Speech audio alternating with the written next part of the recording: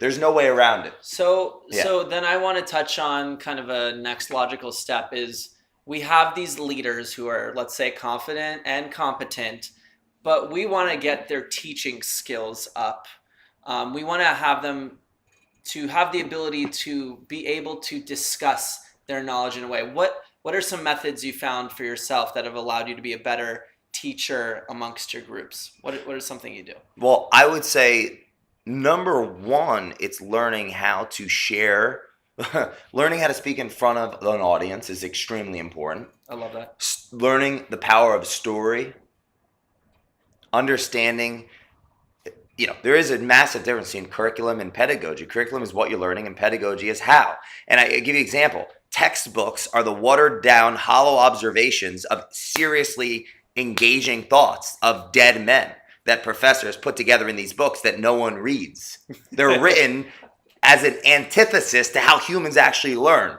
And you're going to get a ton of value by reading the non-fiction articulation of the professors actually writing their actual own books. Yeah. So take that and actually use your mind to abstract and say, well, this ain't working for anybody. This works to sell the damn books in a capitalistic society. Someone must be learning something.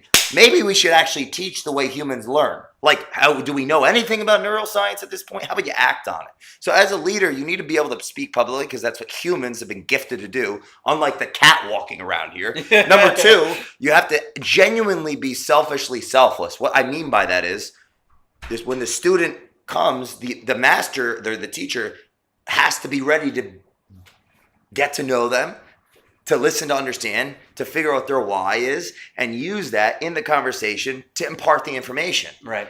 So telling stories is huge.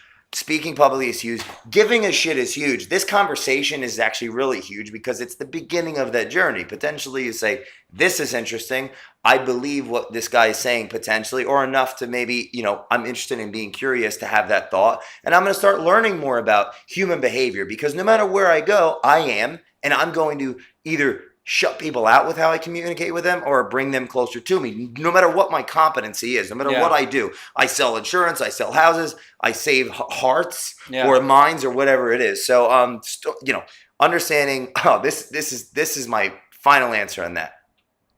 Whatever your discipline is, whatever your specialty is, humans didn't get this far specializing in something and ignoring everything else. We didn't. So study disciplines that are not your field, and you might actually have some new thoughts that you can bring into the equation. Yeah, it's like, I love that. You're a leader. You need to understand psychology. You understand sociology. You need to understand the brain and how the brain works. You have to understand leadership conversation. You have to understand sales. You have to and all of that takes time. So that brings me back to the beginning, what I said. As a human, you earn your right on this planet of habituating thinking, and to consistently think is like you're signing up for the gym. You're going to work out every day. You must consistently make a decision that you're going to be a philosopher in your own right, and you will develop into the person that you're always aiming for when you're trying to get the new job or the new promotion or the new thing out here. You're going to become that person as you learn and grow. So the only answer is you've got to be consistently learning and imparting that with other people. I would say that's the meaning of life.